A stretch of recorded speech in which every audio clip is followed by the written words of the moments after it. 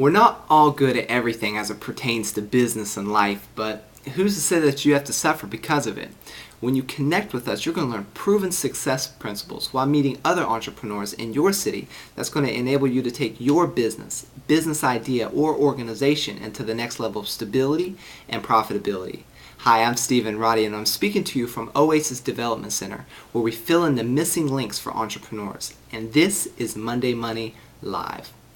After college, I moved back home and worked with my father in his construction company. And let me be the first to tell you that my dad's purpose is Mr. Fix-It. And at times, I feel like my purpose is Mr. Break-It. So you can imagine what my experience was like working on a construction crew. When the foreman didn't give me a specific task to do, I would find myself just standing there waiting for the next job.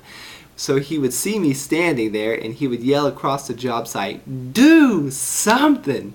And in a lot of ways, I believe that God is telling you and I to do something. The natural inclination that we have when we don't know what to do is just to sit there and quietly hope that that thing solves itself. But you and I both know that anything that gets ignored becomes worse. If you ignore your lawn, the grass begins to grow out of control. You ignore your diet, likewise your waistline will grow out of control. So how does this relate to your purpose? Well, because we don't know how to get what we want, we create diversions of mundane activities like watching television for endless hours, talking on the cell phone from morning to night, and then checking and rechecking emails. When if we would just take a little time to be by ourselves in a quiet environment and allow our mind to speculate freely, we could discover a plan that would put us down the road to getting what it is that we want. When you use the 7 questions to discover your purpose that we spoke about last week, you'll be able to narrow down what it is that you want. And when you find your purpose, you cannot allow yourself to lose momentum. You see, if you know your purpose but you're not operating in it, the dilemma is usually caused by one of 3 reasons. Either you don't know how, or you're scared to take the first step, or both. Meaning that you don't know how, but you're scared to learn because then you know that you're going to have to take that first step.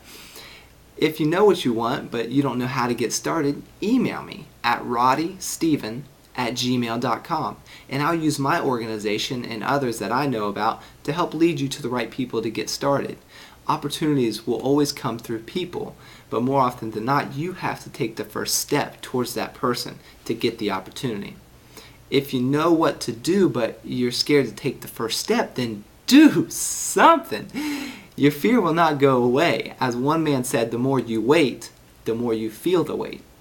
Realize that whenever you're starting a new activity, there will always be a level of discomfort and fear because that activity is outside of what you're comfortable doing. Your comfort zone is made up of activities that you naturally feel comfortable doing. Any activities outside of your comfort zone will naturally be uncomfortable, but you'll never get over your discomfort until you force yourself to do those activities until they become comfortable. So here's what you do.